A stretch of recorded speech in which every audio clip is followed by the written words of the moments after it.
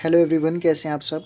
I hope आप सब अच्छे होंगे फ्रेंड्स। सो आज आपके लिए एक इम्पॉर्टेंट टॉपिक लेकर आया हूं जिसमें हम डिस्कस करने वाले हैं कॉर्पोरेट पर्सनैलिटी, जिसे कि हम कॉर्पोरेट व्हील भी कहते हैं। काफ़ी सारे स्टूडेंट्स को कंपनी लॉ में काफ़ी ज़्यादा प्रॉब्लम आती है। अक्सर लॉ स्टूडेंट्स को कंपनी लॉ में कुछ उन्हें टॉपिक्स टफ लगते हैं। सभी को नहीं लगते, मतलब कुछ स्टूडेंट्स ऐसे होते हैं जिन्हें की प्रॉब्लम आती है। तो आज उसी के आज हम डिस्कस करने वाले हैं उसी के बारे में, कॉर्पोरेट पर्सनालिटी के। तो कॉर्पोरेट पर्सनालिटी एक तरीके से है क्या? तो कॉर्पोरेट पर्सनालिटी एक तरीके से सेपरेट करती है कंपनीज की लीगल आइडेंटिटी को और किस किस के बीच में, शेयर होल्डर्स और कंपनी।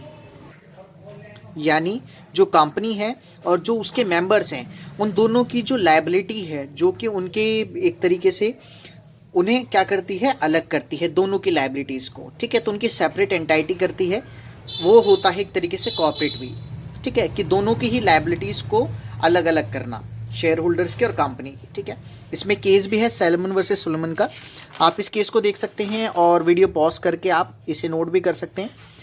देन नेक्स्ट इसमें आते हैं केस लॉ को। मैं थोड़ा एक्सप्लेन नहीं कर रहा हूँ क्योंकि जल्दी मुझे इस वीडियो को कवर करना है। ठीक है, आप केस लॉ नोट कर सकते हैं इसमें। Then lifting up cooperative veil भी इसका ही पार्ट है। Lifting up cooperative veil corporation क्या है कि ये इसका एक ओनली मोटिव ये है कि अगर कंपनी में किसी भी तरीके की फ्रॉडलेंट एक्टिविटीज चलती हैं, ठीक है, तो वहां पे company as well as the shareholders both will be liable for punishment. ठीक है, वो दोनों ही लाइबल होंगे, एक तरीके से उन्हें पनिशमेंट मिले या उन्हें कंपनी से हटाया जाए। ठीक है, तो यहाँ पे लिफ्टिंग अप कोऑपरेटिव व्हील में क्या है कि ऊपर तो हम सेपरेट कर रहे थे लीगल एंटिटी को, यानी चाहे वो शेयर होल्डर की हो या कंपनी को, दोनों को अलग अलग कर रहे थे। लेकिन लिफ्टिंग अप कोऑपरेटिव व्हील में ये होता है कि अगर कोई भी फ्रॉडलेंट एक्टिविटीज कंपनी के अंदर करी जा रही है तो वहां पे दोनों ही लाइबल होंगे, यानी shareholders as well as company. ठीक है, बोथ विल बी लाइबल।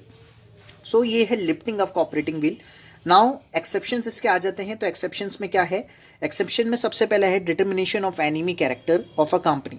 यानी एक तरीके से मैं आपको बता दूं कि अगर कोई भी एनिमी कैरेक्टर मिल जाता है उसमें, किसमें, कंपनी में, तो ऐसी कंडीशन में दोनों ही लायबल नहीं होंगे, ओनली वो एनिमी मेंबर का लायबल होगा। ठीक है, दोनों मेंबर्स लायबल नहीं होंगे। दोनों मेंबर्स इन द सेंस कि एक शेयर होल्डर, दूसरा कंपनी, दोनों लायबल नहीं होंगे, ओनली मेंबर लायबल होगा यहाँ पे। ठीक है, इसमें भी केस लॉ प्रोवाइड करवाया हुआ है।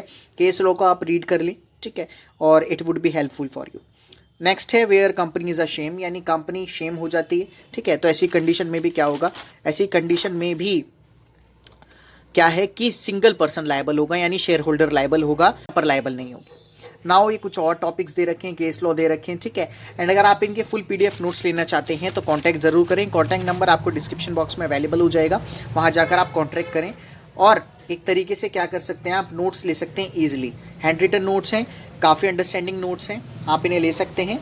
तो कांटेक्ट जरूर करें एंड कांटेक्ट नंबर आपको डिस्क्रिप्शन बॉक्स में भी अवेलेबल हो रहा होगा और स्क्रीन पर भी शो हो रहा होगा। ठीक है, और लीगल एडवाइस के लिए एंड लीगल नॉलेज के लिए आप हमें इंस्टाग्राम पे भी फॉलो कर सकते हैं। Instagram link is given in description box. So thank you friends.